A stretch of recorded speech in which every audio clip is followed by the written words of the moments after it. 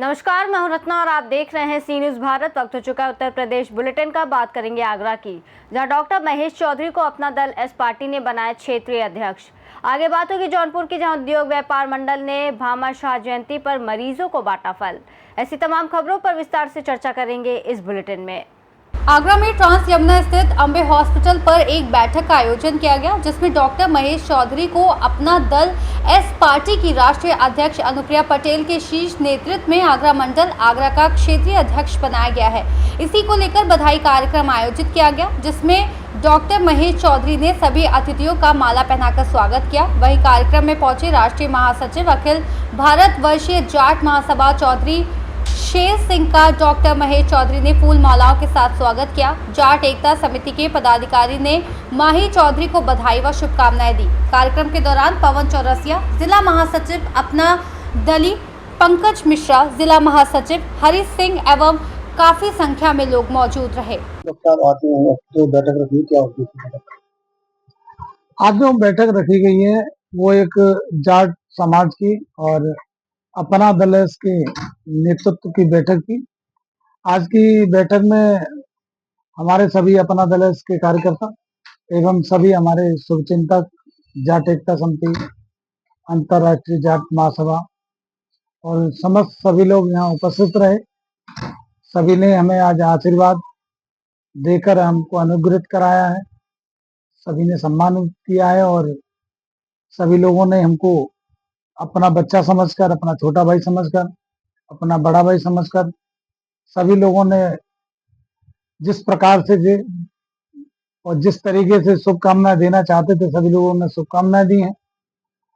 और मैं भी ईश्वर से यही प्रार्थना करता हूं कि अपना दल एस के शीर्ष नेतृत्व बहन श्रीमती अनुप्रिया पटेल जी एवं परम आदरणीय मेरे बड़े भाई श्रीमान कैबिनेट मंत्री उत्तर प्रदेश सरकार में श्रीमान आशीष पटेल जी एवं राष्ट्रीय कार्यकारिणी व प्रदेश की कार्यकारिणी माननीय प्रदेश अध्यक्ष जी, समस्त लोगों को हृदय से बहुत बहुत धन्यवाद देना चाहता हूं कि आप लोगों ने आगरा परिक्षेत्र, आगरा मंडल का मुझे क्षेत्रीय अध्यक्ष बनाकर जो जिम्मेदारी दी है, मैं इस पर खरा उतरने का काम करूंगा एवं संगठन को उस लेवल पर मजबूत करूंगा, चाहे मुझे हर घर घर तक जाना पड़े, परंतु ये मेरा संकल्प रहेगा कि हर घर पर नीला केसरिया झंडा होगा और अपना दल एस का हर व्यक्ति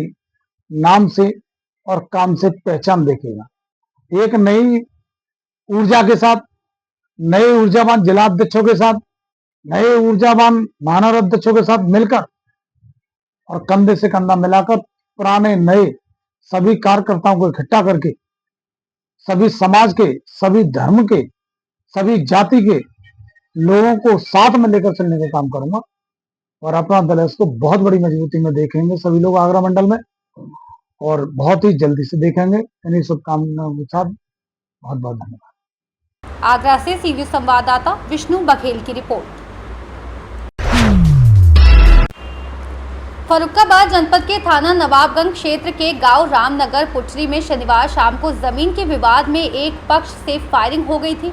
दूसरे पक्ष के फायरिंग में 3 लोग घायल हो गए थे, जहां एक किशोर की मौत हो गई थी। देर रात फायरिंग करने वाले आरोपियों से पुलिस की मुठभेड़ हो गई, जहां जवाबी फायरिंग में एक आरोपी के पैर में गोली लगी। घायल को सामुदायिक स्वास्थ्य केंद्र नवाबगंज में भर्ती कराया गया, वहां उसका उपचार चल रहा है। अपर पुलिस अधीक्षक डॉक्टर संजय कुमार सिंह ने बताया, रामनगर पुटरी निवासी उमेश ने थाने आकर सूचना दी कि मेरे परिवारजनों को पड़ोसी द्वारा गोली मार दी गई है। सूचना पर थाना पुलिस सहित अन्य थानों की पुलिस पहुंची। घायलों को लोहिया अस्पताल भेजा गया, जहां आकाश की मौत हो गई। थाना पुलिस सहित अन्य थानों की पुलिस ने दबिश दी, जहां हरदुआ चौराहा पर 3 बदमाश दिखाई दिए। तीनों को रोकने का प्रयास किया, जहां पुलिस पर फायरिंग कर दी गई। जवाबी फायरिंग में एक बदमाश सत्यपाल को गोली लगी है, उसको सीएचसी पर ले जाया गया, वहां से लोहिया अस्पताल रेफर किया गया। अपर पुलिस अधीक्षक ने बताया, अंधेरे का फायदा उठाकर जो 2 आरोपी भाग गए थे, बाद में पुलिस ने कॉम्बिंग कर उन्हें भी गिरफ्तार कर लिया है। एक अन्य को पहले ही हिरासत में लिया जा चुका है। आरोपियों के पास से लाइसेंसी बंदूक सहित तमंचा और कारतूस बरामद हुए हैं। अन्य वैधानिक कार्रवाई की जा रही है। श्री उमेश जो रामनगर पुठी के रहने वाले हैं, थाना नवाबगंज क्षेत्र के, उनके द्वारा थाने पर आकर सूचना दी गई कि मेरे पड़ोसियों द्वारा मेरे भाई और अन्य जो घर के परिवारीजन थे उनको गोली मार दी गई है। इसमें तत्काल नवाबगंज पुलिस, अन्य पुलिस अधिकारीगण मौके पर पहुंचे। जो मजरूब थे उनको इलाज हेतु लोहिया भेजा गया, जहां एक आकाश नाम के व्यक्ति की मृत्यु हो गई। 2 अन्य घायल हैं जो कि चिकित्सक के अनुसार दोनों आउट ऑफ डेंजर हैं। इस संबंध में तत्काल अभियुक्तों की गिरफ्तारी के लिए नवाबगंज पुलिस व अन्य थानों का पुलिस दबिश दी। हदवा चौराहे के पास नवाबगंज पुलिस को 3 बदमाश भागते हुए दिखे, जिसमें उन्होंने रोकने का प्रयास किया और रोकने पे बदमाशों के द्वारा पुलिस पर फायरिंग की गई। पुलिस के द्वारा जवाबी फायरिंग में एक अभियुक्त जिसका नाम सत्यपाल है उसको गोली लगी है। उसका नवाबगंज CSC में इलाज चल रहा है। अन्य 2 अभियुक्त अंधेरे का फायदा उठा के वहां से भाग गए। बाद में पुलिस द्वारा कॉम्बिंग की गई। कॉम्बिंग के दौरान अन्य 2 अभियुक्त थे, वो भी गिरफ्तार कर लिए गए हैं। एक अन्य अभियुक्त जो इसमें नामजद है, जो इनका अभियुक्तों का पिता है, वो पहले हिरासत में उसको लिया जा चुका है। अभियुक्तों के खिलाफ अन्य आवश्यक वैधानिक कार्रवाई की जा रही है। अभियुक्तों के पास से लाइसेंसी एक नाली बंदूक, एक तमंचा, कुछ कारतूस बरामद हुए हैं। अन्य आवश्यक वैधानिक कार्रवाई की जा रही है। फर्रुखाबाद से सी न्यूज़ संवाददाता आदेश की रिपोर्ट।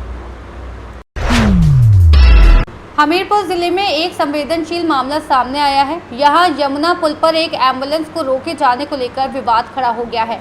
बताया जा रहा है कि एम्बुलेंस में एक महिला का शव था, जिसे अंतिम संस्कार के लिए ले जाया जा रहा था। उसी दौरान पुल को बंद कर दिया गया, जिससे एम्बुलेंस को रोक दिया गया। इस घटना के बाद ये आरोप लगे कि पुल को सदर विधायक की कार को निकलवाने के लिए खोला गया, जबकि बाद में एम्बुलेंस को रोका गया।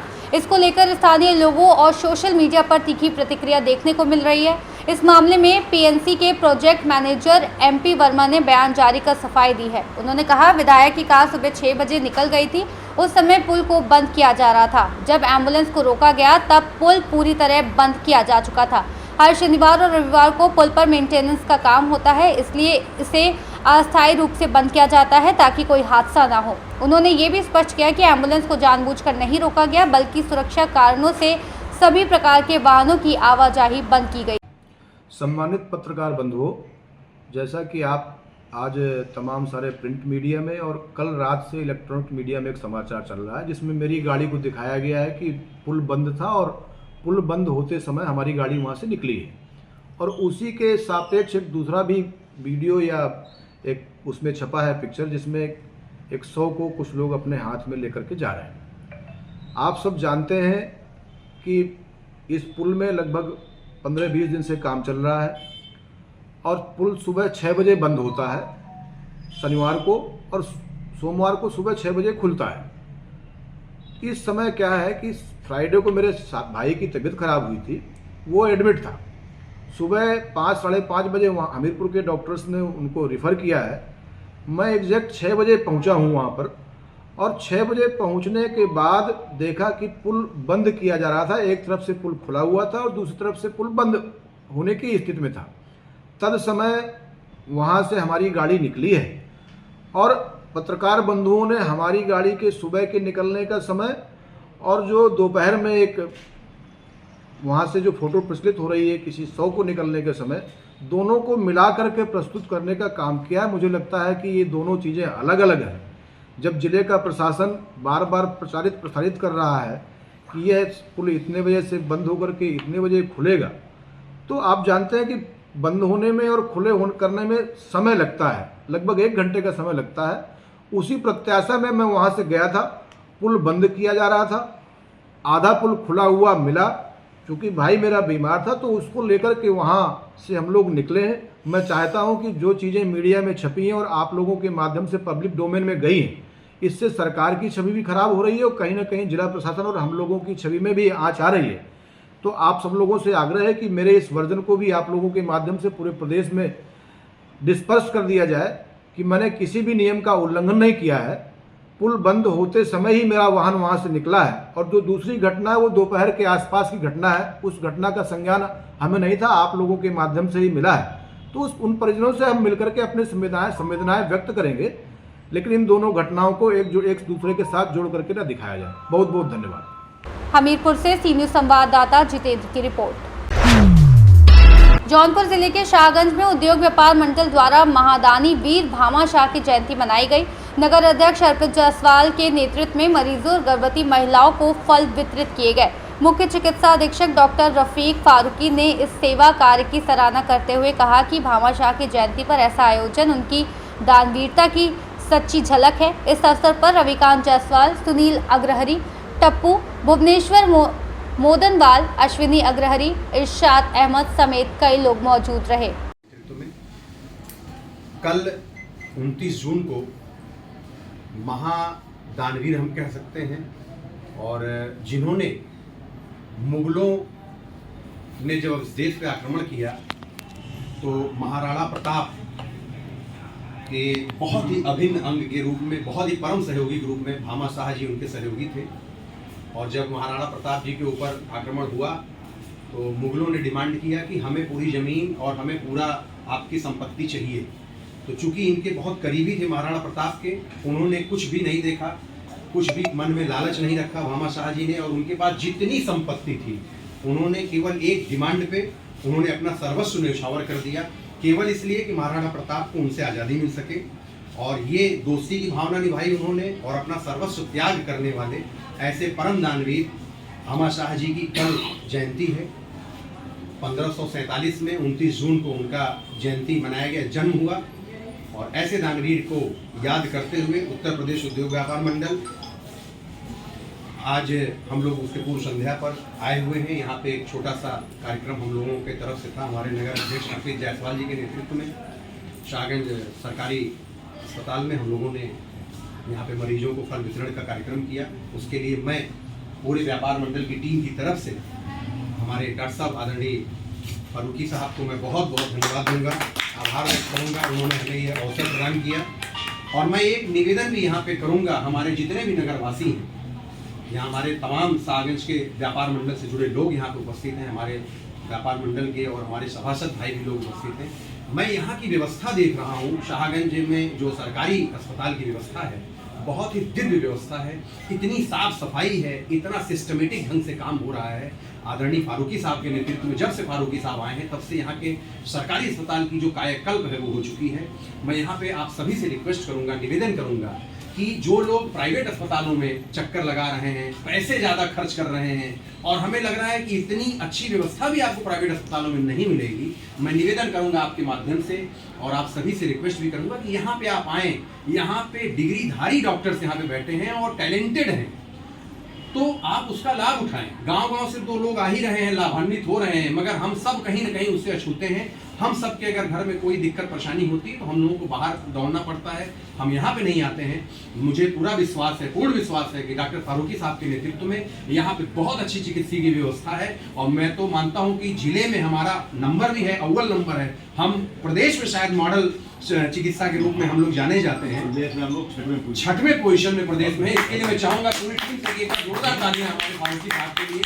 बहुत ही अच्छा नेतृत्व आपका है, बहुत साफ सफाई की व्यवस्था है। मैं देख रहा हूँ कि हजारों मरीज यहाँ पे हैं और बाकायदा सिस्टमेटिक ढंग से उनकी पूरी काम हो रहा है।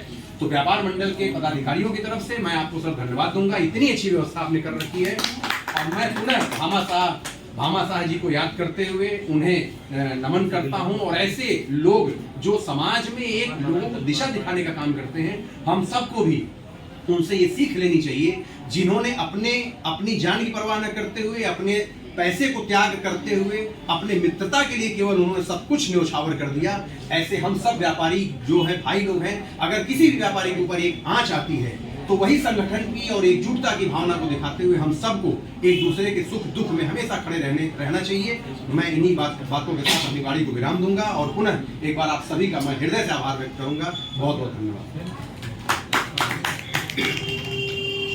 जौनपुर से सी न्यूज़ संवाददाता दिवाकर मिश्रा के साथ दीपक सिंह की रिपोर्ट। यूपी के सोनभद्र जिले में पुलिस की नशे के खिलाफ बड़ी कार्रवाई देखने को मिली है। चाय की दुकान के सामने एक ट्रक खड़ी थी। अचानक पुलिस को देखते ही चालक भागने लगा। पुलिस को शक हुआ। जब ट्रक खोलकर चेक किया तो पुलिस की भी आंखें फटी की फटी रह गई। चावल की बोरियों के नीचे छिपाकर भारी मात्रा में अवैध गांजा पुलिस ने बरामद किया। कुल 40 बोरियों में 10 क्विंटल गांजा बरामद किया गया है। वही चालक मौके से फरार हो गया। मामले में एएसपी त्रिभुवन नाथ त्रिपाठी ने क्या कुछ बताया, सुनिए। सोनभद्र से सी न्यूज संवाददाता कुमधत चौधरी की रिपोर्ट। फिलहाल इस बुलेटिन में बस इतना ही। देश और दुनिया की तमाम बड़ी खबरों के लिए देखते रहिए सी न्यूज भारत।